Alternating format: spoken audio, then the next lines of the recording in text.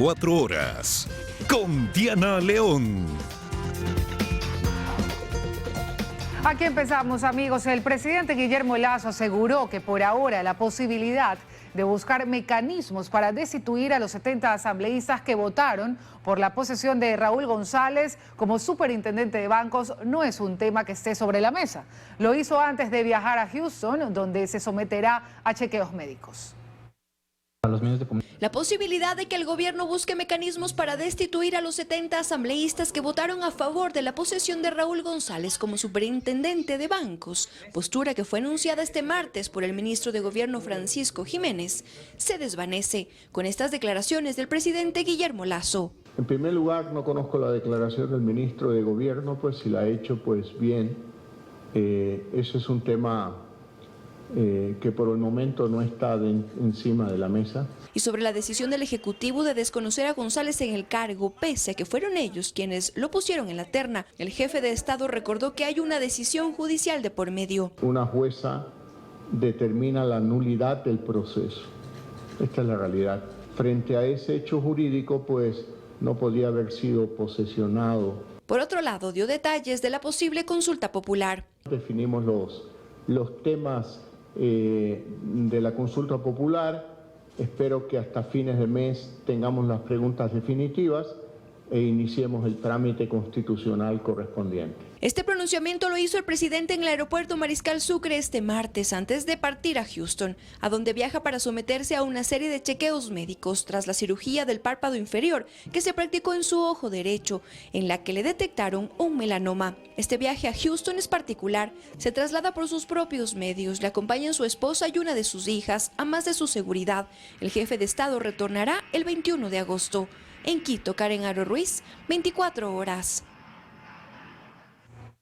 Y este martes, el secretario general jurídico de la presidencia, Fabián Pozo, presentó formalmente ante la Fiscalía General del Estado la denuncia contra el superintendente de bancos posesionado por la Asamblea, Raúl González, por incumplimiento de decisiones legítimas de autoridad competente, usurpación, simulación de funciones públicas y peculado, delitos que están contemplados en el Código Orgánico Integral Penal. Y acogiendo el pedido de Fiscalía, la jueza Yanela Noritz dispuso que se solicite la difusión roja internacional para Jorge Cherres, investigado por el caso Ispol. Según el director de esta institución, Cherres estaría en México mientras es requerido en Ecuador y Estados Unidos. Salió del país en marzo de 2020 rumbo a Colombia. Mientras en Ecuador se conocían cada vez más detalles sobre la red de corrupción que se había tejido en torno a las inversiones del Instituto de Seguridad Social de la Policía Ispol. Jorge El Mago Cherres es una de las piezas clave en este caso. Es señalado por el desvío de no menos de 900 millones de dólares en operaciones irregulares e inversiones fraudulentas. Fiscalía pidió que se le solicite difusión roja y este lunes la jueza Yanela Noritz acogió ese pedido, solicitándole al Ministerio de Gobierno, a la Policía Nacional y a la Oficina de Interpol en Quito que se encarguen del trámite respectivo para generar una alerta internacional que viabilice la detención y deportación de Cherres. Es uno de los pocos ejemplos motivadores de que se da una real respuesta de parte del sistema de justicia ecuatoriano a un clamor como es el caso Ispol. Al tener ya una solicitud de difusión roja para Interpol, implicará que el señor Cherres no pueda desplazarse libremente por los diferentes países como estaba acostumbrado a hacerlo. Renato González, director del Ispol, no fue el único en reaccionar. También lo hizo el ministro del Interior, Patricio Carrillo, quien en su cuenta de Twitter escribió: una buena noticia para la policía y sus familias. Finalmente la justicia ecuatoriana pide la difusión roja para capturar a Jorge Cherres, principal sospechoso del desfalco al Ispol. Cuando se denunció, algunos hicieron todo por desmentir. Ahora los mismos guardan silencio. Actualmente Cherres se encontraría en México. El señor Cherres se moviliza normalmente entre Puerto Vallarta, entre Cancún y Ciudad de México. Esperaríamos oportunamente la colaboración de las autoridades mexicanas para que sea ubicado y detenido en el territorio que él se encuentra. La solicitud de difusión roja se efectúa a pocos días de la reinstalación de la audiencia preparatoria de juicio en el caso de Cevale.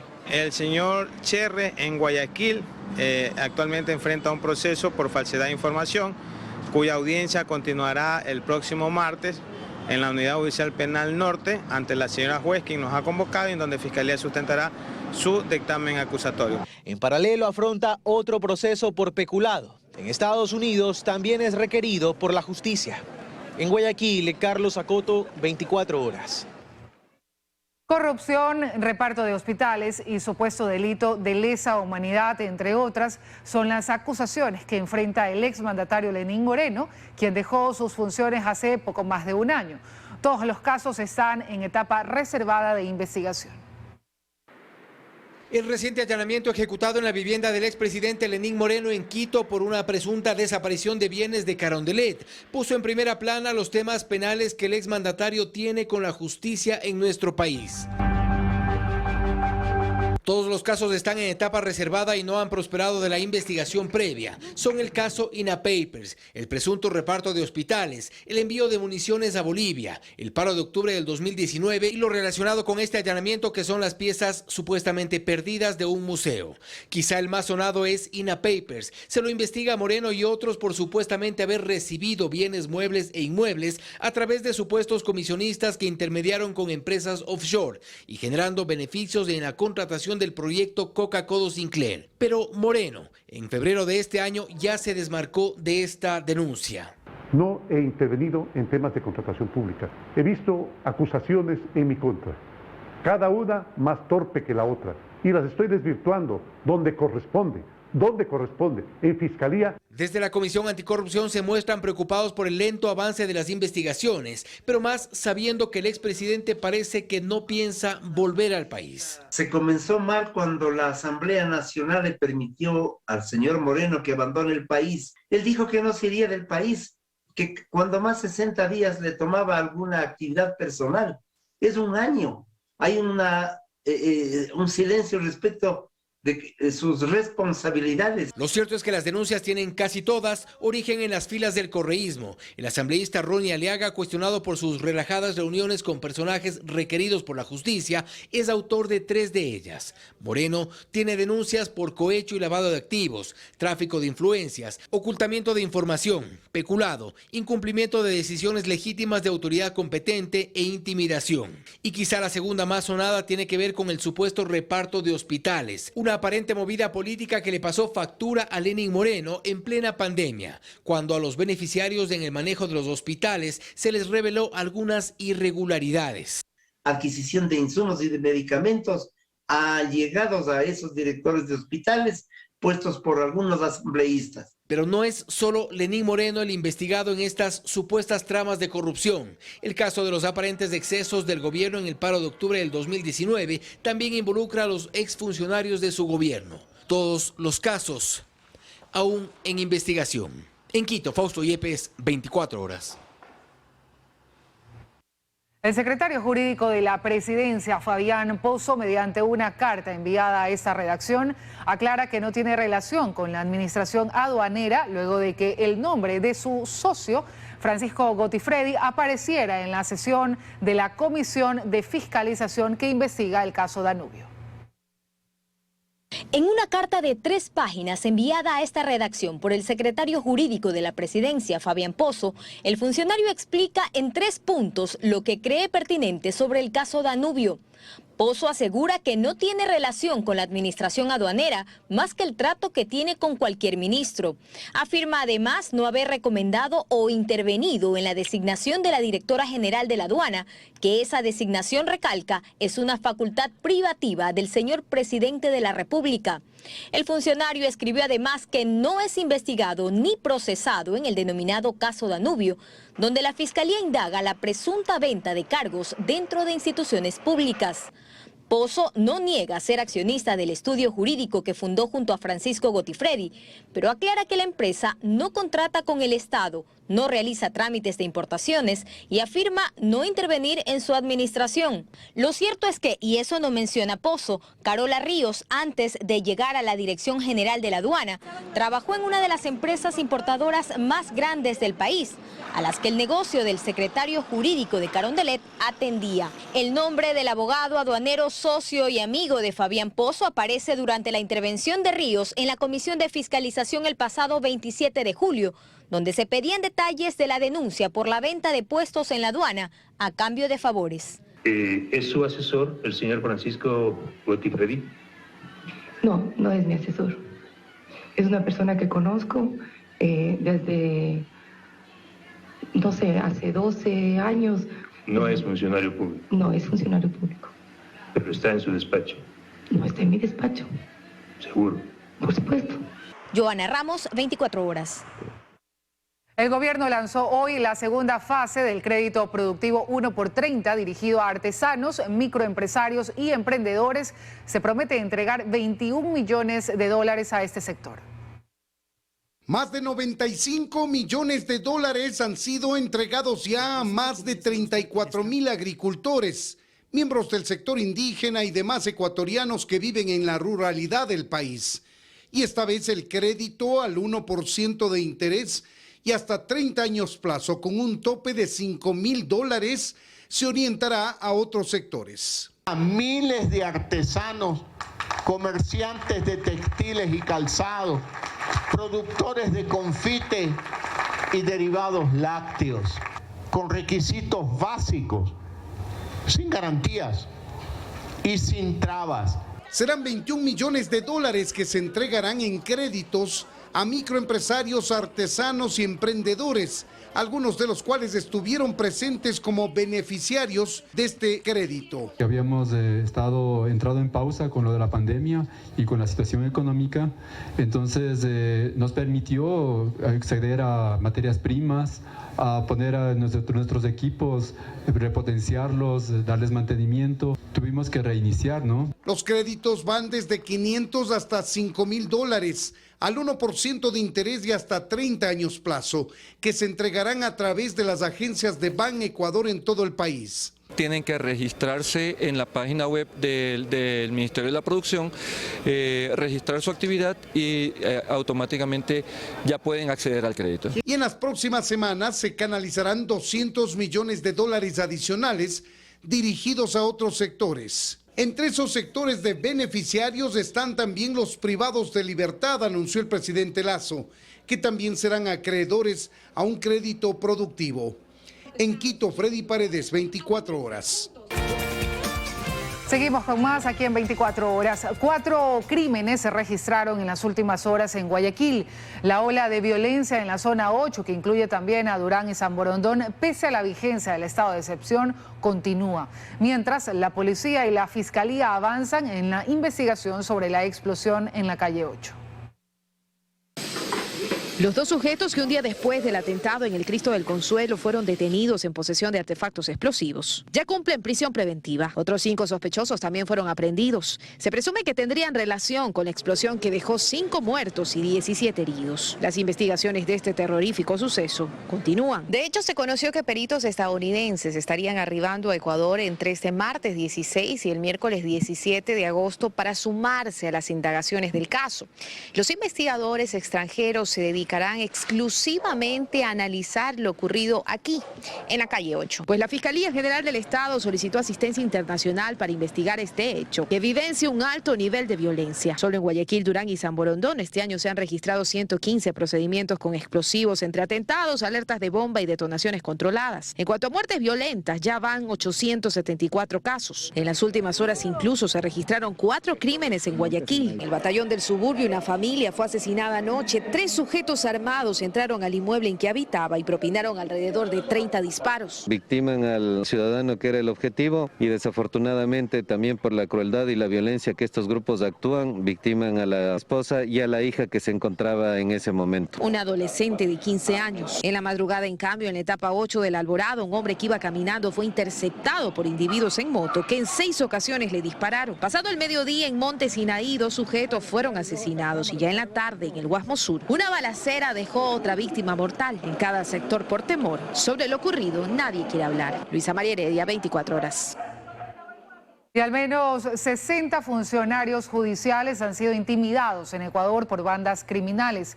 En menos de 3 meses, incluso 2 fiscales fueron asesinados. La víctima más reciente murió anoche en Babahoyo tras recibir 6 impactos de bala.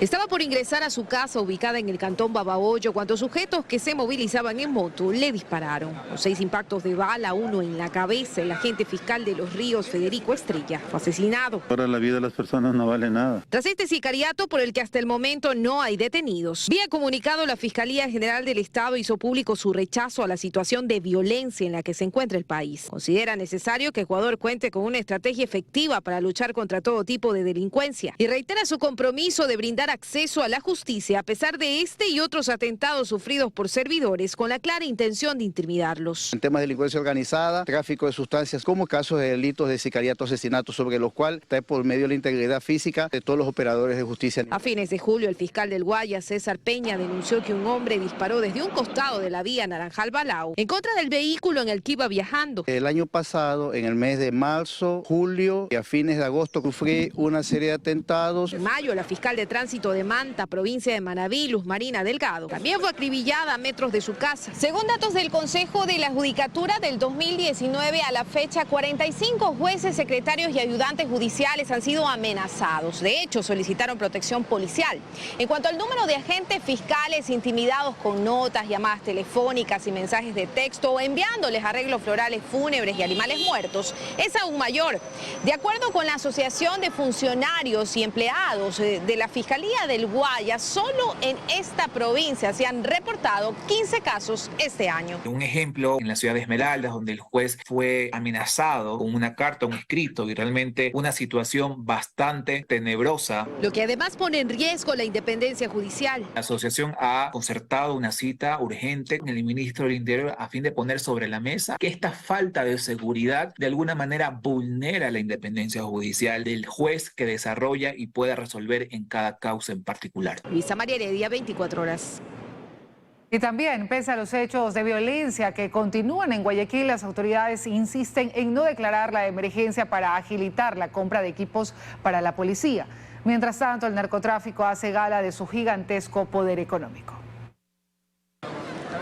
Explota un barrio, asesinan a una familia y cada día hay al menos 10 crímenes en Guayaquil. Pero parece que aún no hay argumentos suficientes para que se declare en emergencia la compra de los equipos que requiere la policía. Pues 6 meses y muchos muertos después no llegan. Es necesario que eso se dé cuando se justifique. ¿Y no se justifica un atentado con bomba en un barrio de Guayaquil? Pero eso por estado de excepción en Guayaquil, Durán y San Borondón. Necesitamos ser eficientes. No es velocidad, es eficiencia. Mientras del otro lado el narcotráfico se robustece. Este combate es bien asimétrico porque mientras nosotros tenemos que elaborar los proyectos para la contratación pública, allá es mucho más fácil adquirir no solamente la comprensión, sino la tecnología y todos aquellos elementos. Ecuador es el tercer país que más droga decomisó, decía orgulloso el presidente hace varios días. Pero lo cierto es que la producción de droga ha alcanzado cifras récords. Eso es también más millones de dólares para la economía criminal. Tenemos en cuenta que el Producto Interior Bruto, más o menos, de Ecuador es de unos 100.000 millones de dólares. Estamos hablando de un peso sobre la actividad económica de unos 44.000 millones de dólares anuales. Evidentemente estos 44.000 no todos son ilícitos, hay una parte que es lícita. Con esta cantidad de dinero que es difícil de calcular, el crimen puede comprarlo todo. El lavador de dinero está dispuesto a perder hasta un 50% de la cantidad que tiene para lavar. Hagamos inteligencia financiera. Hagamos inteligencia del desarrollo empresarial. Y si realmente nos sinceramos, hay que hablar también del narcotráfico en la política. Una vez que el candidato gana, al cual se le financió, se le aportó, pues el candidato tiene que devolver el favor. El gobierno dice que la violencia creció por la guerra al narcotráfico que llevan adelante. Pero lo cierto es que lo incautado, según los cálculos internacionales, representa solo el 20% de lo que el narcotráfico mueve. Es decir, un pequeño monto de las grandes ganancias que el crimen organizado ha multiplicado en los últimos años y que nadie parece querer ver, ni la UAFE. Golpear la economía criminal, eso sí, sería una guerra. Dayana Monroy, 24 horas.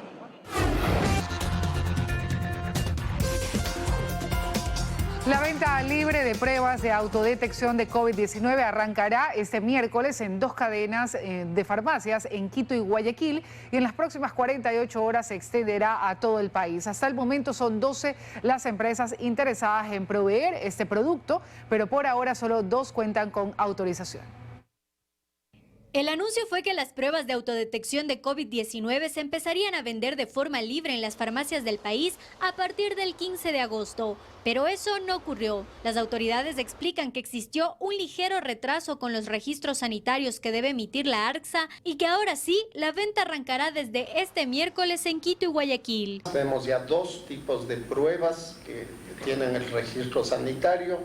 Estas pruebas, la empresa, la cadena de farmacias nos informa que con seguridad en Quito y Guayaquil ya estarán en su cadena, en la percha el día de mañana, y en 48 horas nos informan que estará en el resto del país. Según las autoridades, en total son 12 las empresas interesadas en importar estas pruebas para ofrecerlas al mercado, por lo que se espera que en las próximas semanas se amplíe el número de farmacias y las ciudades de venta. En países como Argentina y Perú, el costo de estas pruebas es de aproximadamente $5. Las autoridades dicen que el precio no es su competencia. El Ministerio de Salud no fija el precio para este tipo de pruebas, así que tenemos que esperar a la información tanto del ARCSA como de las propias empresas. Cristian Coll, representante del grupo DIFARE, explica cómo se realizará la venta de estas pruebas y cuál será su precio. Vienen en un kit de 5 pruebas, no se vende individual, lastimosamente todavía